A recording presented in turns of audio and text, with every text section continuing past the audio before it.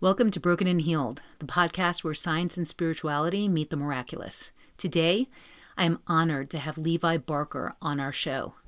Levi is an expert Iboga provider who helps people heal from some of life's most difficult problems. People come from all over the world to the Iboga Wellness Center in Costa Rica to address challenges such as depression, anxiety, PTSD, OCD, substance addictions, and non-substance addictions.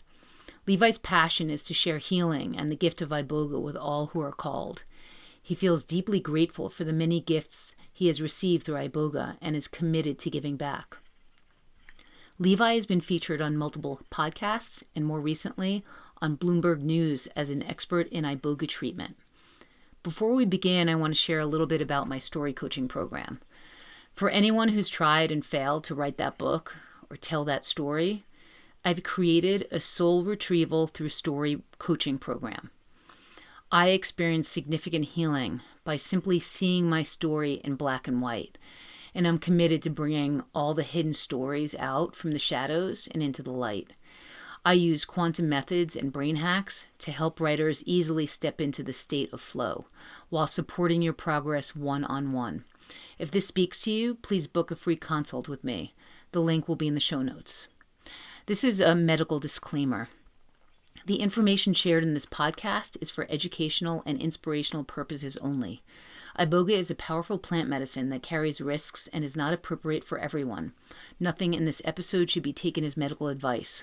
Always consult with a qualified healthcare professional before making decisions about your health, treatments, or the use of plant medicine. And now, let's begin. Hi there. So I am here with Levi Barker today, and I am so honored. Levi is a healer and a facilitator and a man that has been responsible for not only helping me heal, but also helping thousands and thousands of people. And without further ado, I would like to say hi, Levi, and thank you for being with us today. My pleasure, Michelle. Thank you for having me here.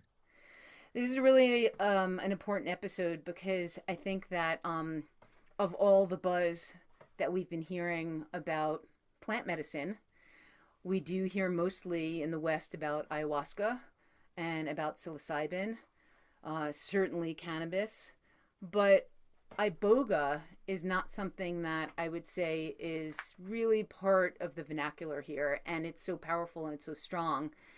And you've been working with Iboga for a really long time, so I just wanted to bring you on so that you can really help educate the audience and hopefully the rest of the population because it has so many deeply spiritual and medicinal purposes. And I would love to just jump right in by hearing how you came to the medicine.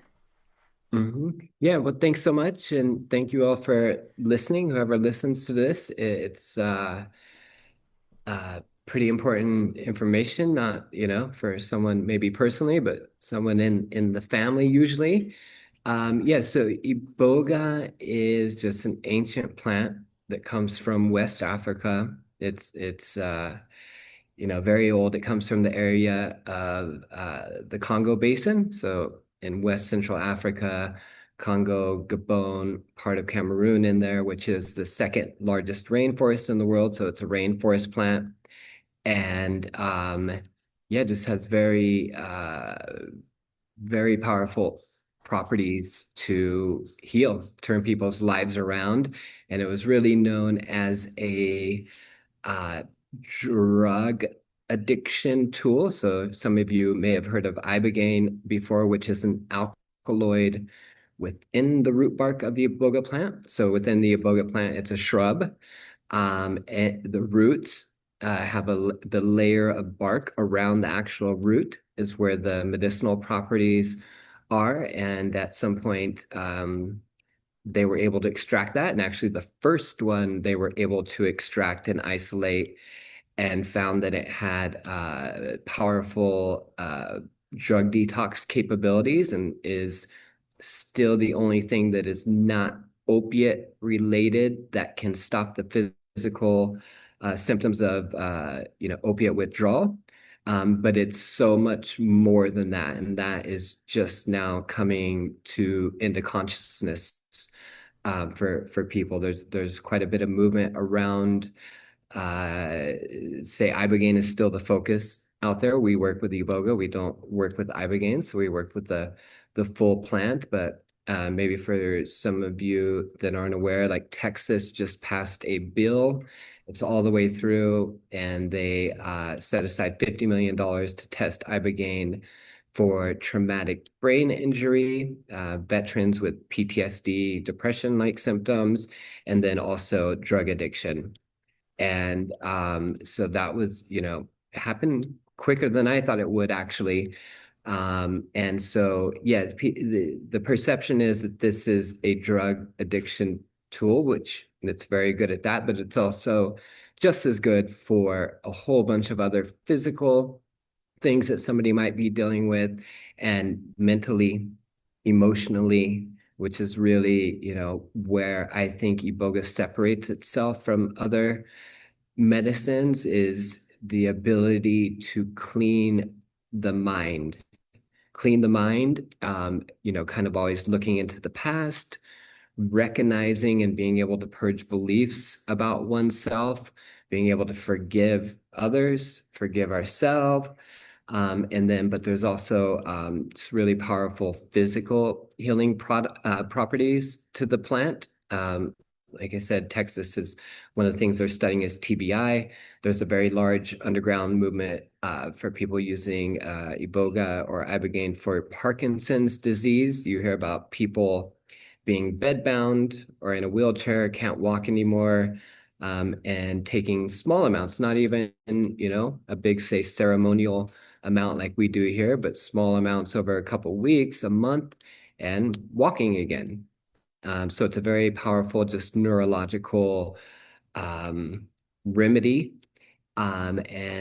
So you have the mental aspect of how of the benefits of our mental state, the physical healing properties of the brain itself, and the calibration of the brain and benefits there. And then where it really shines is the ability to purge emotion. So, as we go through life, everything that we take in through our senses throughout life, what we see, what we hear, what people tell us, like interactions, like a tiny little bit of that comes in, and especially when we're young, we're very opened up and more prone to things kind of coming in. And then eventually, some of us realize one day as adults or young adults, like, there's stress there, or depression or anxiety.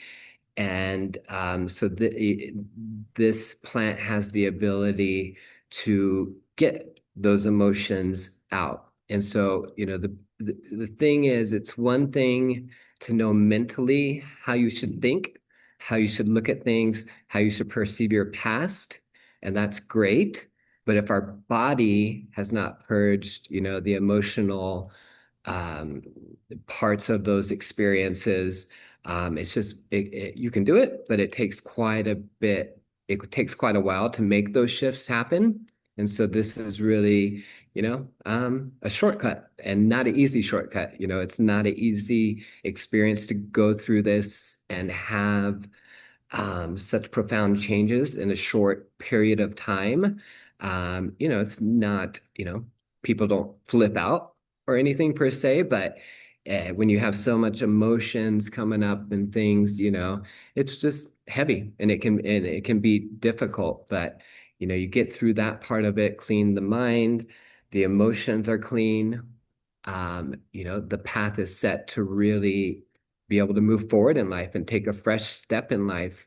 It really gives people the opportunity, at an older age, 20, 30, 40, 50, 60, whatever it may be, to start fresh and really leave the past behind and just have the motivation and drive and everything that's needed to take the step forward. And so I think there's a tradition called Bwiti, which comes from the same West Central Africa region, mainly in Gabon, Congo, some in Cameroon, that revolves around Iboga as a teacher.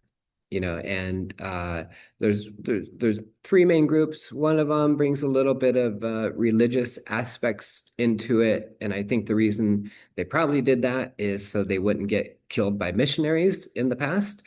And then there's the original Bwiti, which was founded by the Pygmy tribes, and the Pygmies really kept this sacrament, this tool secret for who knows how long. It was theirs. It was, their yeah, just their tool, their love, and they kept it secret. And eventually they shared it with some of the other tribal groups in the area.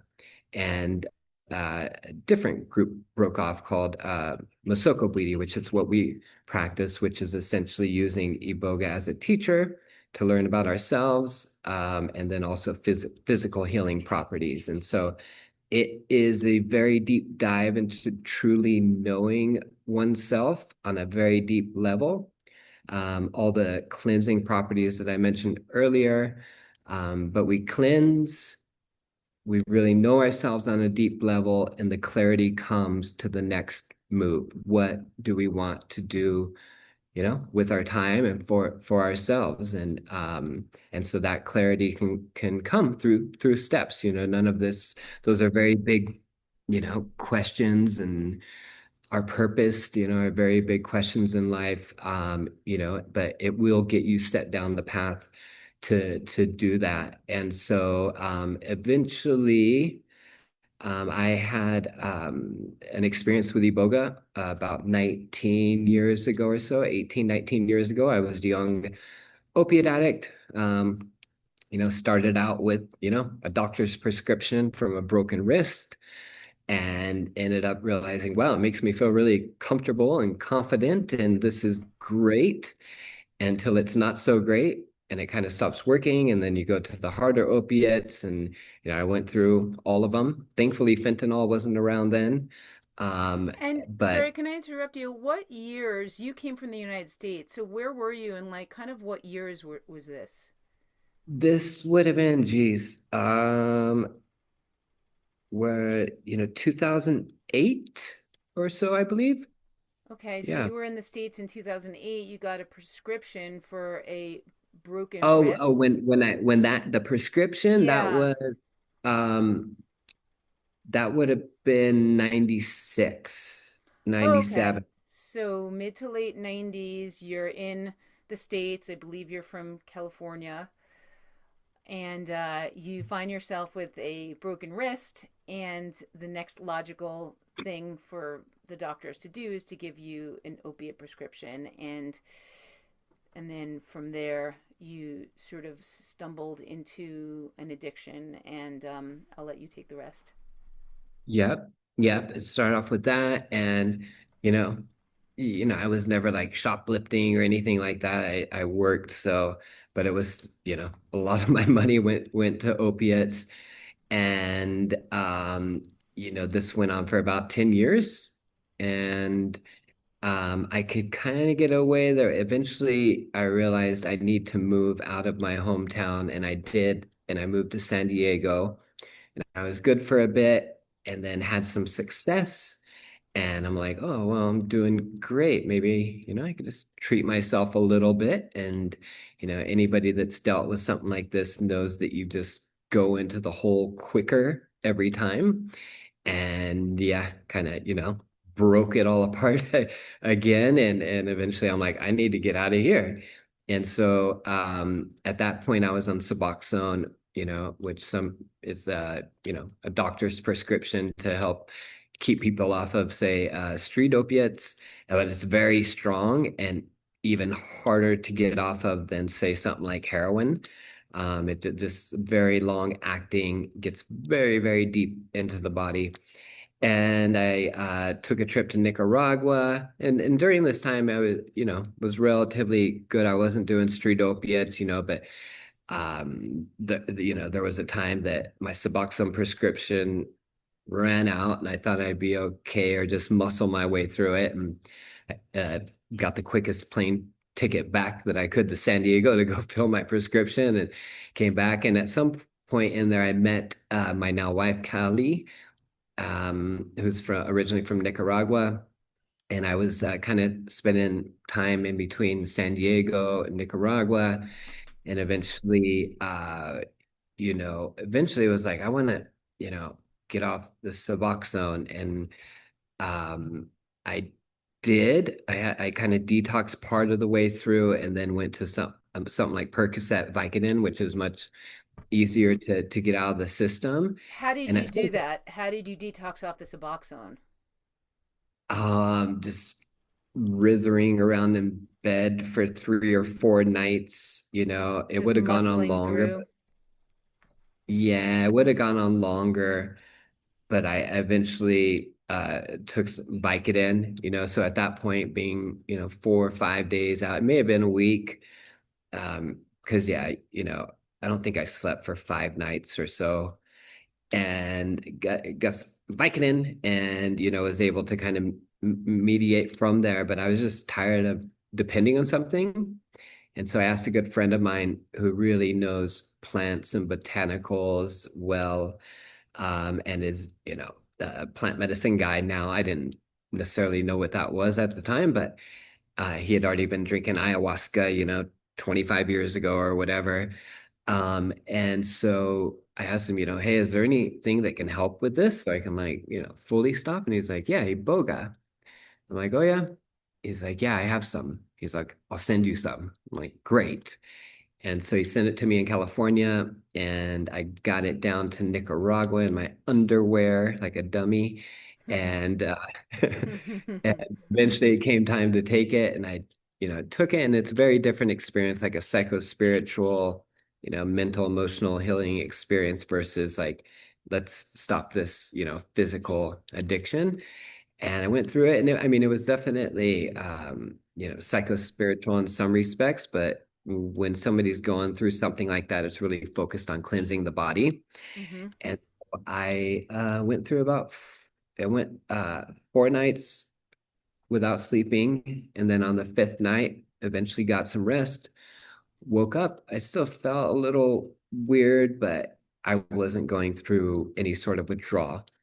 And like from that point, I'm like, wow, that's really powerful. Why doesn't, everybody know about this? And what, why isn't it more well known? It's amazing. And so that friend and I kind of stumbled my way through. Like I didn't have any guidance at all at that time. My friend, and for anybody listening, like, it's a really bad idea to do what I did, especially like with anything like fentanyl or hard. Uh, yeah, a lot of the stuff that somebody may try and sell you online to is just like not good, and it's either a lot of times it comes out of Cameroon and it's weak, or it's not Iboga, or they just take your Western Union and you never hear from them again. Hmm. And so, yeah, but anyways, this same friend that sent me the Iboga went to a retreat center here in Costa Rica called Iboga House, and essentially the first Bwiti shaman came to Gabon. He lived in the States for a while, learned English, kind of did some underground work in the States, and eventually it was time to open his own spot. And he came down to Costa Rica, and he opened this spot called Iboga House. And so my friend went there for an experience, and he told at the time he was Maginda is his name. The shaman was serving people iboga off of a spoon, raw root bark, and whether they were detoxing or whether it was psycho-spiritual. And eventually, especially a detox, like, you can only get so much of that down before it's coming up, and you're not going to be able to keep more down. And so my friend suggested, hey, you should make total alkaloid extract. So, that means that within the root bark of the Iboga plant, There's 13 or so main alkaloids in there. Pretty sure there's more. It's never been fully analyzed, all the way properly that it should be, but there's 13 kind of known ones, and it's a way to get those alkaloids out of the iboga plant and concentrate it, and so people can take a capsule. And so he knew how to do that. He was kind of a amateur chemist as well. And so he invited me down saying, hey, we're going to need some help making this. And so come down and help us. And I did and met McGinnis, like normal, guy, some West African accent and stuff, normal guy.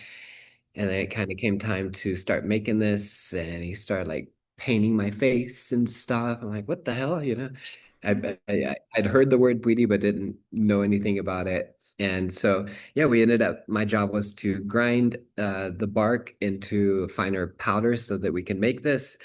And that was my start of knowing Maginda. And yeah, we became friends. And eventually I went for some of my own ceremonies, which was very helpful. And then I heard he was starting to train people to essentially serve Iboga to people. And I asked him if I could do that. And to my surprise, looking back, he said yes, even though I probably wasn't ready, but he did let me. And, you kind of ease people in. And so I started going down, spending time there and just going through a lot of ceremonies. And so there was a lot of ceremonies. Like we'd have back-to-back ceremonies sometimes. And, it was kind of like people would come down at whatever time and when's my ceremony? Oh, I'll let beforehand. And so you Mm-hmm. didn't even know, what night, you were gonna have ceremony, say. And did that for a long period. Eventually Maginda went back to Gabon, and before that, about a year before that, Gary Cook, a mentor of mine, Weedy brother, and just also part of Iboga Wellness, started Iboga Wellness Center. He was the original founder, and he started Iboga Wellness. And yeah, essentially, he was 57 or so, and pretty much like dropped everything to like dedicate himself to Iboga, which was pretty impressive, at that age, coming up on 60 or something. And he was the first one to graduate under Magenda, first one to start a center. And so Gary started Iboga Wellness Center. And, like I said, back then it was only known as kind of an addiction tool within public consciousness. But we knew that it was so much more than that. And eventually, you know, get like one person per retreat. Sometimes it'd be two, three. And so it was like a big money pit for Gary, but he kept it going. And at some point, Aubrey Marcus went on the Joe Rogan podcast and talked about his experience. He had gone to Iboga House with Maginda, and that was like the biggest thing to happen for Iboga at the time outside of like this addiction perception. And so he shared his experience to Joe Rogan. This was back early in the Joe Rogan days, 17, 16 years ago. But it did bring a lot of attention to Iboga as something other than this addiction tool. And so things kind of start picking up a little bit from there, and then it grew. And then eventually, 3 years in or so, Boga Wellness was able to support itself. And yeah, here we are, 11 and a half years later. And like you said, probably coming up on 2,000 people through the years, in small groups, uh, pretty much a max of seven, typically, sometimes eight people that we have down here at a time. But yeah, a lot of beautiful, beautiful people come through, and just very miraculous life shifts that happen for people. Like it certainly doesn't make your life perfect by any means, but like I said, it gives people a chance to start fresh, which is a very special opportunity. Yeah, I can speak like from my own experience, and I went down there in January of 2023, and I had already been on a healing path for a number of years. So I was I think, better equipped to handle the depth of the experience than, let's say, I was the first time that I did ayahuasca, in, I think it was 2018 now. So I had been working with medicine for a number of years, but it was my first experience with Iboga. And I remember being, I remember it being a very physical detox for me, which was surprising because, a lot of what you hear about Iboga is seeing kind of like a high definition video of your life and past events. And that actually did happen, but I was sort of like waiting for it. I went into the first ceremony like, okay, my mask is on. I'm ready. I'm ready for the movie of my life. And you kept on saying, just let it happen, just let the medicine work in the way the medicine wants to work. And so that first experience, that first night, was a very, very physical. I remember my nervous system shaking a lot. I remember going to the bathroom a lot. I remember being very, very thirsty. I remember being very uncomfortable. And it was hours. I mean, it just felt like hours and hours of this sort of physical agony. And I was looking around thinking, everybody's so quiet. They're just really like wrapped up in their own little quiet world. But I am in agony, trying to just get comfortable because we're on the floor. And at some point, it might be the first thing that medicine said to me. I heard, "This is just your process." And what it showed me is that in life, I have a very difficult time accepting things as they are, and I have a lot of resistance to the world around me and even to my body. And so that was a really enlightening first words from the medicine. And let me ask you, what is the range of experiences that people have? Like, what kinds of things have you seen in just one trip to Iboga Wellness? In one like a person's personal Yeah, for somebody trip. coming in with, let's say, a chronic illness like I did, or maybe PTSD or severe trauma, what are the kinds of transformations that you can see in just that one retreat? Yep, yeah, we've had a lot of people with Lyme through the years. So yeah, like you said, you feel that it moving through you neurologically, which Lyme can certainly affect. And so yeah, some of the ones that we've seen, that stand out to me quite a bit, just because people end up realizing it's being created by their own mind, like people coming in thinking they have neurological issues and they go and get all the MRIs, CAT scans done. They have lumps or just, tension always in their neck, or this tension on their head, or like a jaw that can't stop moving. And so to see them um, realize that essentially they were creating that with their own mind and just giving themselves stress. And we've had that, with other, symptoms and ailments as well, as people, realize their own mind is making their body feel that way, because our thoughts inside, of course, give us our feelings inside and send, vibration, energy through our body, which then, affects everything, affects our decision making, how we feel inside. And if we're not careful, it just kind of keeps going and building up. And then eventually, like people say with the kind of lockjaw, or it can't stop quivering, things like that.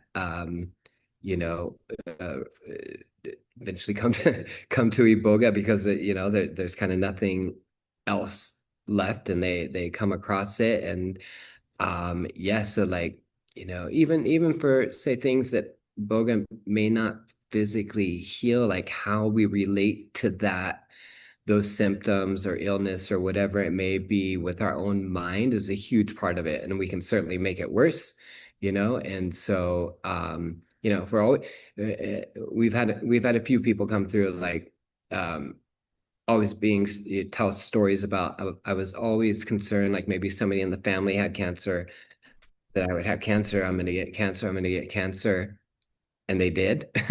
And then eventually go through this process and realize like, I gave myself cancer, and just creating so much stress and dysfunction within, our body, yeah, making themselves ill. But, most people for whatever reason, the things that we have to deal with in life, like a lot of people, childhood things, parents, or not having parents, or the one that really seems to stick deep with a lot of people is like parents that say, I wish you were never born, or I don't love you.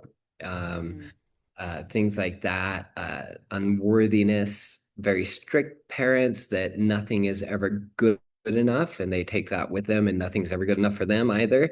Perfectionism, and then you get into the anxiety, like just it's a problem to live always in the mind. Our mind is the tool that we need for 98% of what we do. But if we always live there and lose touch with our intuition and our own inner guidance, life becomes very difficult, and we start, just going around in circles in the mind. And so, yeah, just being able to give people the clarity and slow down the mind, like a byproduct of this experience for everybody, is just slowing down the mind and the ability to look at those thoughts and actually decide which ones they need to think about, because we have so many thoughts during the day that a lot of them, they don't even deserve our attention, especially if they're about the past and it's about a story that we replayed for 10 years or whatever inside of our mind when stress comes on or something like that. And so, just different anxiety and PTSD and depression, all the labels that, we have for that. What else? Yeah, just different physical ailments, Lyme's one, ligament joint pain, we can't claim any of this, and we don't claim to do therapy or anything medical or medicine wise. Like that's not what we do, but just a byproduct going through the experience. Yeah, just, yeah, freeing up their body and not feeling the pain. Stress can certainly cause a lot of issues in the back, or yeah. So that's sexual abuse is, yeah, tough, man. Especially, um I think it's one of the ways that you can really mess somebody up early, like in the deepest way, is a very tough one. So we've had just, unbelievable stories of sexual abuse, both men and women, that just really affects them. A lot of times, sexual abuse early on, especially with men, leads to like a porn addiction. So porn addiction is a big issue out there.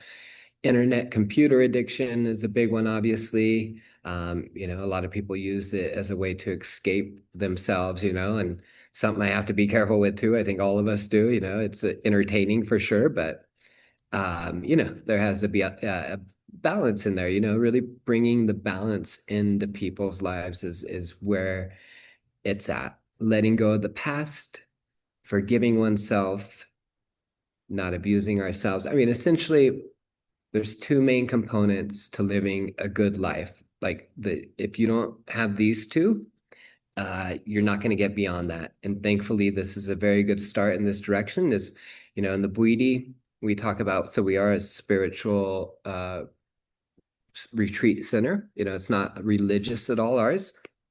Talk about in the Bwiti, like being given the gift of life is just the greatest thing that could ever happen to us. Like it's nothing is bigger than that. We can't even imagine anything bigger than life, because without our life, what's going on? Not exactly sure.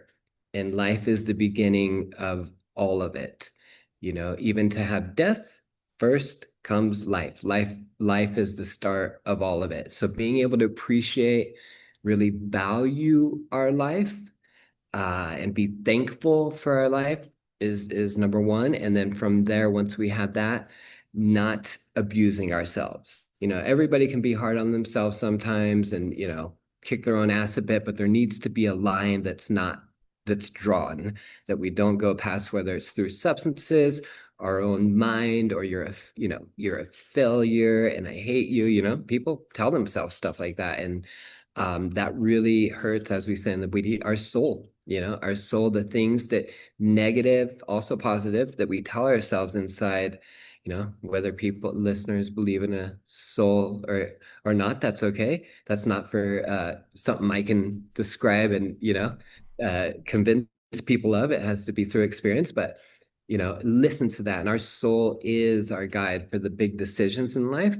And so when we abuse ourselves, we're not valuing and respecting the gift of life that we were given. And so, yeah, bringing in the appreciation of just being able to be here and not abusing ourselves. And with those two, really, if we can do that, like that is the foundation for all the rest of the growth. You probably have a lot of people coming in from the West in a Western culture and a Western mindset that are on a daily basis breaking those two vows. I would Mm. I would say they because Oh, yeah.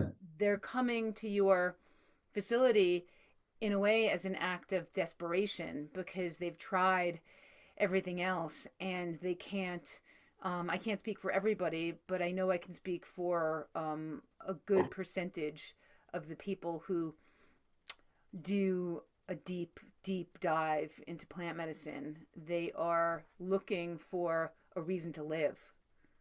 In many ways, they've Absolutely. tried everything in the whole entire world, and nothing has healed them, and nothing has cured them. And what do you observe? I mean, you grew up here. You grew up in the United States, and you had your own demons that you wrestled with until you got to the place where you had to start from scratch in some ways spiritually. So what is happening? There is some kind of like almost like a spiritual war that's going on in us, and in some ways outside of us. There's like a contradiction. It's in our souls. We know that what you say is true. Those two Bwiti, pieces of philosophy, which I know have helped me immensely over the years, and yet it's something we really put to the side and take for granted and almost are dismissive of in a search for wholeness. And what's your observation of this whole cultural thing? Mm. Yeah, well, I mean, it kind of gets down to, the components, like I mentioned, of cleaning the mind. That first, the cleaning of the mind and then purging those emotions allows people to come back into themselves. And so, that is a necessary component to bringing back the appreciation for life. But absolutely, like everybody's all worried about what other people think of them. And, you know, um, a lot of people think unless they're wildly successful, they're a failure. And, um, you know, yeah, so yeah, there's a lot of like hate and like not being open to just hearing other people out is a big problem. And so people start getting angry and and so we got to be careful, like if say a big one, politically, whatever, however you look at it, unless you're going to go work in politics or canvas or do whatever to make those shifts. I mean, you vote and you get yourself in a good place and influence those around you to, you get yourself in a good spot where people, believe, admire you, want to follow, whatever, ideas you have about how the world should be run. But there's a lot of like it's yeah, no, there's definitely the kind of the culture war thing happening, which is pretty sad. Like I think this dislike and hate of others and not being, open or accepting to other ideas is a huge problem. Not being able to think logically about things. A lot of people have lost touch with logically and they kind of believe things. Like that's a big issue. Like in the Bweedy, we don't believe anything that that somebody else tells us necessarily. Like we know in order to truly know something, we have to experience it ourselves. And that's how we do it through this. Our experience comes via our senses through that way. And so, yeah, people read something and because they read it, they believe it, or they, hear it on a podcast, they believe it, or whatever it may be. That, people need to be able to, um, separate what's real. That's a big problem, and especially with AI and stuff that's happening now, and images and deep fakes and everything that's going on there. It's like, that's a huge problem. I've actually been thinking about that, like, um, yeah, how can we, uh,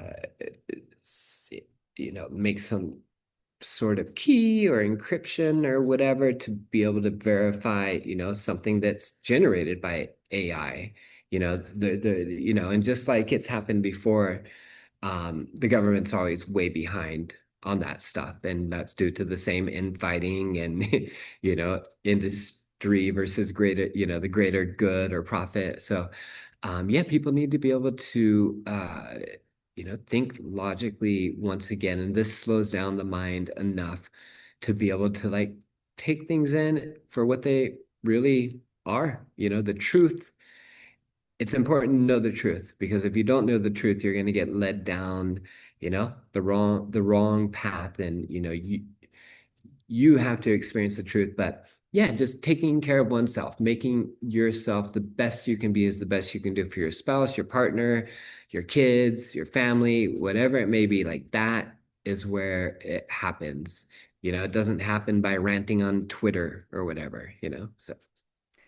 Yeah, I'm glad you said that because I think that the truth has become kind of a lost art, especially I would say during COVID. It's been really difficult to for a lot of people to have these conversations because there's so much that we have just accepted blindly. And so you have these different factions of people, some of whom have really done what you say and listened to their intuition and have really experienced for themselves what is happening. And therefore, they have like a little bit of there's more of a foundation for why they believe the things that they believe because they may have had a personal experience. Um, and so I think one of the things that Iboga even deepened with me is this practice of always checking on the truth, always doing a litmus test on myself to see whether what I believe actually resonates with that deepest part of me. And I think that's one of the gifts that Iboga and plant medicine in general, if done in the right setting and for the right reasons, can give you is just a little bit more of like I know a lot of people muscle test, but I even found that my muscle testing got better after I worked with certain medicines because I was more able to um I was just more able to be in touch with my higher self after that. That's something that Iboga is really I don't know, really good at is enabling you to hear in ceremony the voice of your higher self. That was my experience. And I really didn't know who was talking at first. And I write a lot about this in my book. And even my editor was like, wait a minute, is this the medicine or is this God or is this your higher self? Like you go back and forth. And I realized that it was really the first time in my life that I actually understood what a higher self was. Did you have that experience or do you have other people who say that to you like, oh my gosh, I heard this voice talking, I've never heard that voice before? Yeah. Yeah. Yeah, quite often.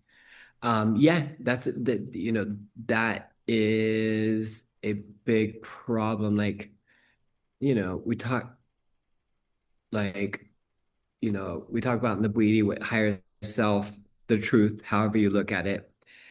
we call it the soul, and our bwiti is our guide for like the big decisions in life. And so, like you said, it needs to resonate. And in the bwiti, as much as possible, we want to verify things with our senses, and um not, so that's why just reading something is not an, you just don't believe something because you read it. Same with your own mind. You don't believe something just because you think it. Like that's what beliefs are. That's why they're called beliefs, because you believe them. There's not enough, evidence to truly know them, and those things may have happened in your past where your parents told you you'd never be good enough, but those things aren't happening right now, and they only exist as a memory inside. And so, yeah, the disconnect from the intuition, as we call it, and actually science is being able to measure this now, like the intuition, or in the Buddha, as we say, our intuition is the way our own soul speaks to us. Um, People get, yeah, when you fully live in the mind, the intuition goes away, and that connection goes away to our inner guide, and so, yeah, yeah, people, yeah, fully in the mind. There's a lot of thoughts swirling around up there, and they just take it all in and don't separate it out and just, dump it in there. And so,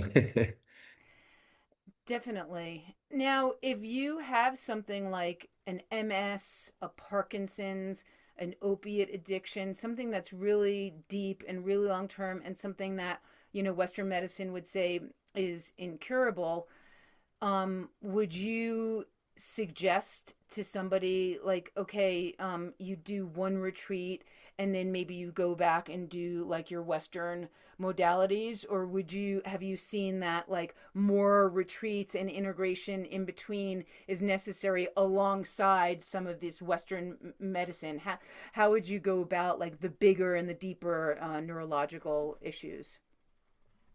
hmm Yes, so like we were speaking a bit before we started here, like Parkinson's, you hear of a lot of people being bedbound, wheelchair bound, and a lot of them don't even take like a large dose. It's more like a sub-perceptual dose for a lot of them. I mean, it's just a small amount, and they, within a month's time or so, go to being able to stand up and walk around again, or being able to hold their own fork again and eat, and so, I have my own ideas on how that should happen. I don't think anybody's currently doing it, but I do think having a couple larger doses, it would be very beneficial, and like really, you know, just getting all the alkaloids in there and the physical properties of it in there to help them would be beneficial. And then from there, on something like Parkinson's, like microdosing for a period and possibly even uh forever, but the thing with say Iboga, or a lot of people, like I said, have heard of Ibogaine, is it really stays in the body for a long time. So when I say forever, that could be like one little dose a week, something like that. Just because the alkaloids really just stay in there a long time. And that's also what gives people the longevity to make shifts in their life afterwards. Because once we say leave here, we have to make sure and implement the things that we learned from ourselves. And this experience, as you know, is really, you teaching you. You teach yourself through this process. Kind of the Iboga just gets things out of the way so you can connect with what you need to. And so but so this, as people say, finish a session with us, they then have to implement these things. And thankfully the alkaloids themselves, or also, we look at it as the spirit of the medicine stays with them for quite a long period of time to continue to guide, and or allow them to guide themselves. Like it helps them guide themselves and see the truth, and keeps them on track, and creates a lot of space in between the thoughts. So Parkinson's, I would, how I would do it is kind of like how we do it here, but then a longer period of microdosing, maybe something like 1 month microdose each day, month two every other day, month three every third day, you know, assess, maybe where somebody's at that point. And then, it depends. People react differently, take the medicine in differently. So, if there's some, that's not a blanket answer, but there's some, individual responses in there, of course.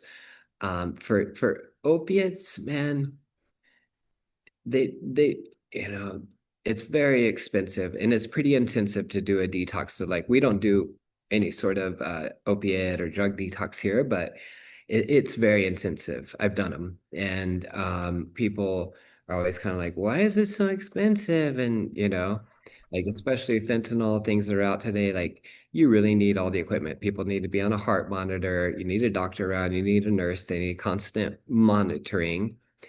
And just because what some people, uh, if you look into Iboga, it'll say it has some negative effects on the heart. What happens is the alkaloids of Iboga or Ibogaine slow down the QT interval in the heart. So the time from when the heart pumps and relaxes, and it can make it slower by, half second, second, it gets dangerous, some second and a half or whatever.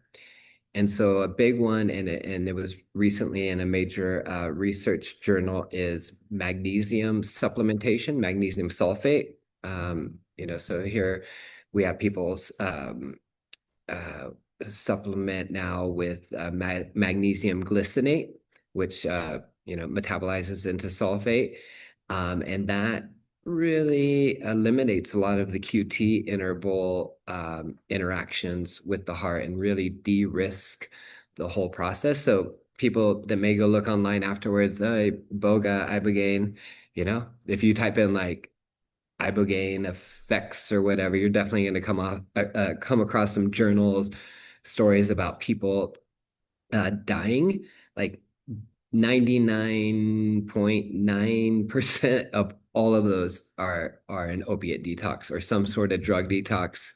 Quite a few of them are people doing it on their own at home or with inexperienced people. And so when it's used as like a detox tool, it's very serious.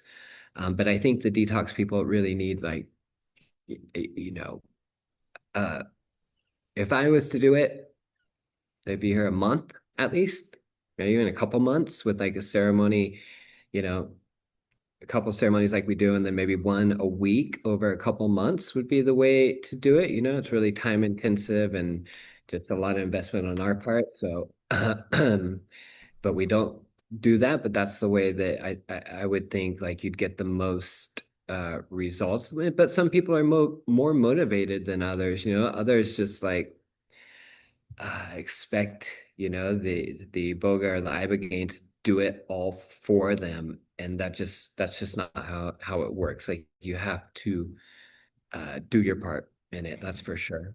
If somebody was, let's say, like you, had been on Suboxone and didn't want to do the Ibogaine detox for various reasons, but wanted to go straight to something like Iboga Wellness and do an Iboga retreat, could they just kind of come off the morning of and then go right into ceremony, or how would that work? Not no no, because they would still be going through withdrawals, so they have to be like completely through any physical withdrawal and then some. And so with Suboxone, like that's detox off Suboxone, like right, if you've been taking it for a while, you're gonna have post-acute symptoms for like a month. But if they were off, say, for like 2.5, 3 weeks, that would be acceptable, but a lot of people, it's so painful and just hard that people have a tough time doing that. But there is some things out there. If anybody in the audience has a family member or they know of somebody that does have an opiate problem, there's a product called Heantos that was developed by a Vietnamese physician. His brother was an opium addict. He, uh, and the story goes, he actually got himself addicted to opium to kind of find this natural remedy plant stack to help people with withdrawal symptoms, and it works really well. Something like Suboxone is going to be just tougher, but yeah, it really like slows down like a lot of the restless legs. It usually allows people to get some sleep. Yeah, it can cut the physical withdrawal symptoms anywhere from 40 to 80% or so, like the worst of it. And so that's a really great tool that's out there. I think there's only one spot that sells it where you can get it within the States. What is it? Heantos Worldwide, and that's Heantos worldwide.com. And yeah, so that's a very good tool. So sometimes we'll suggest that to people out there, like on Vicodin, and really would just want to come here because, say an Ibogaine clinic is 3-4 times more expensive as well.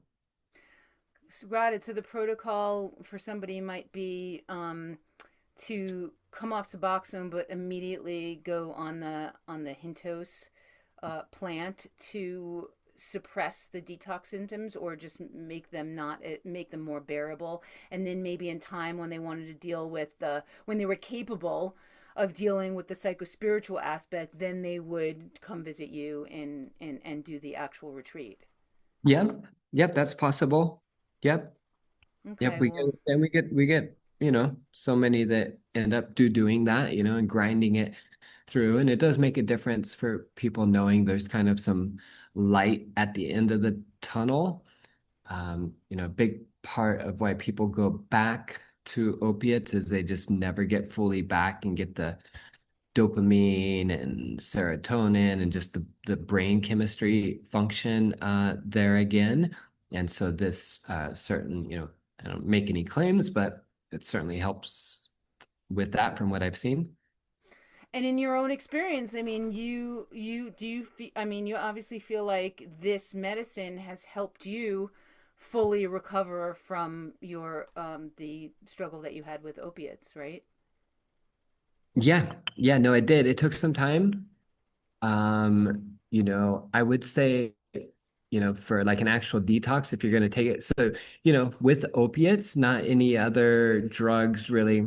And there's one drug that Iboga does not help with any of the physical detox symptoms like alcohol, benzodiazepines.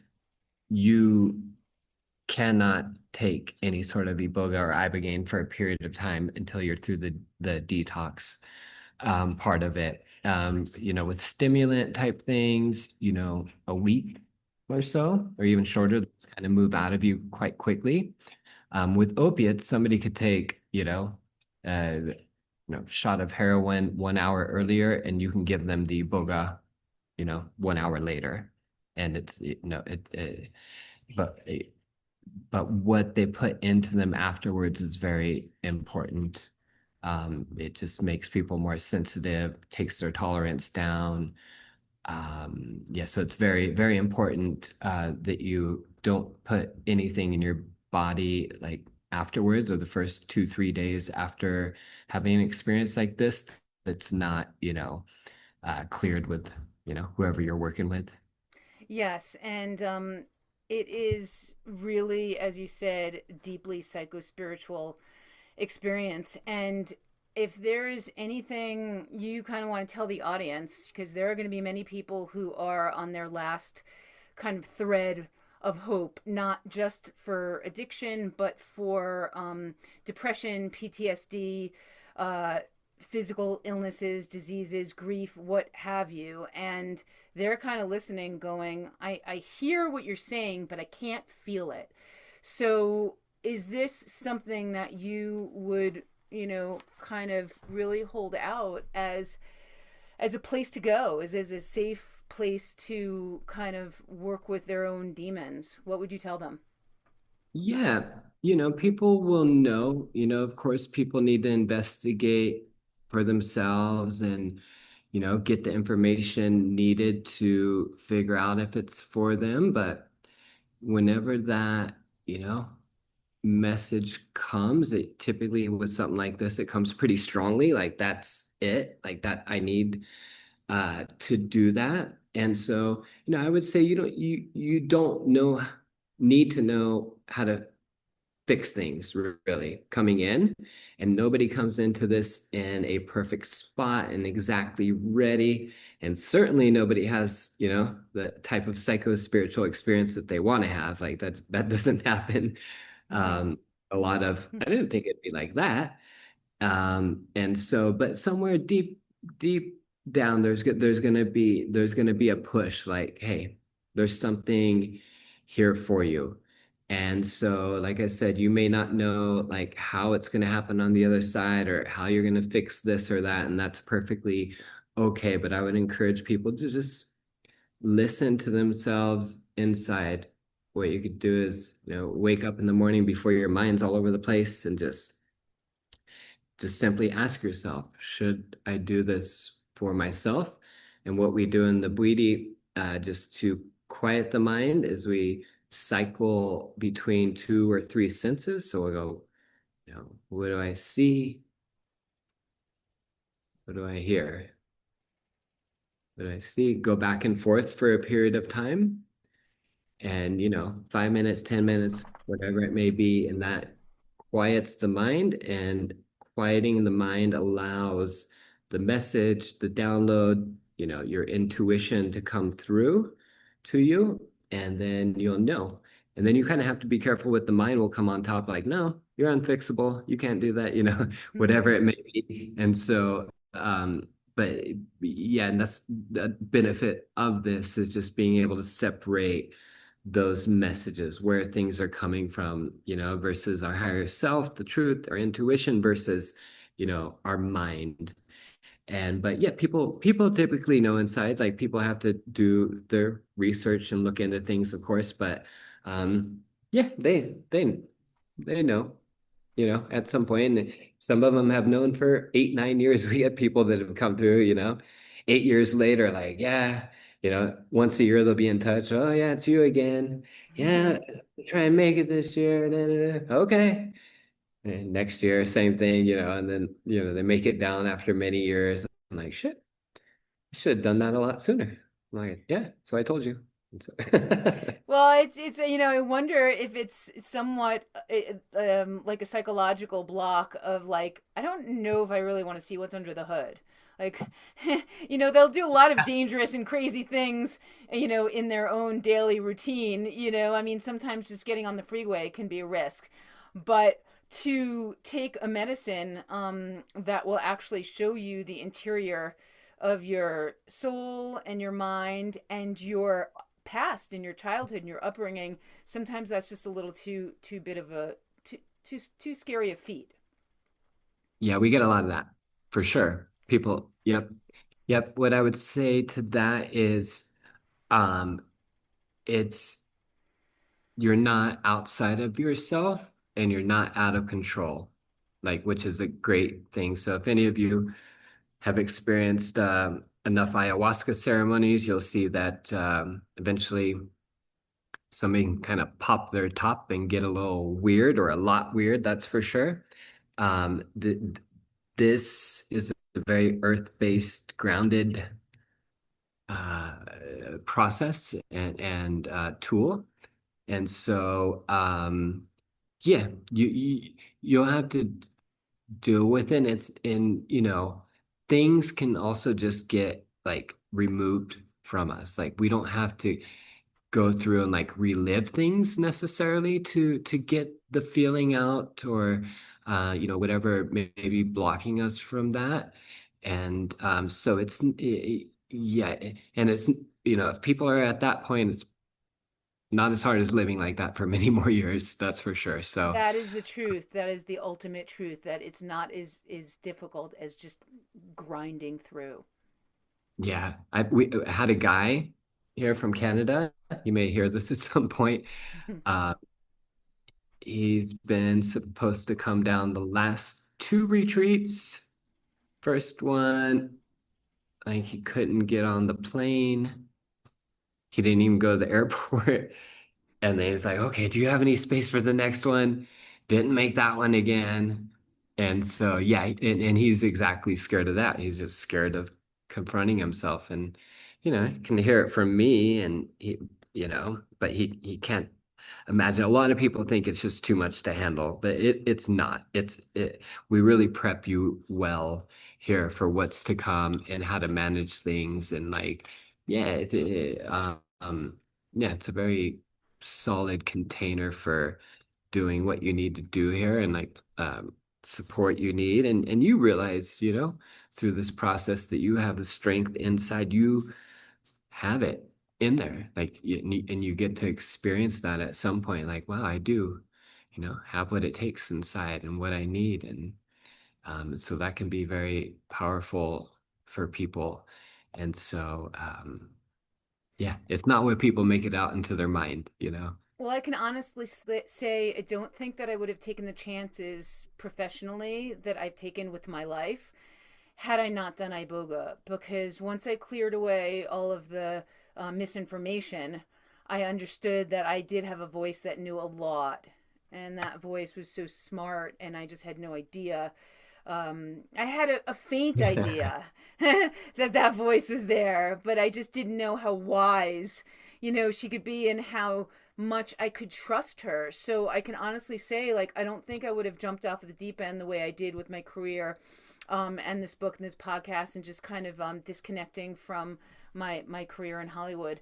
So Iboga really, for me, is always that reminder. It's always that reminder that my voice is a whole lot wiser than I thought that she was. That's kind of the basic theme that I came away with. So sometimes the experience is almost not what you think it's going to be, or it may not give you what you think it's going to give you.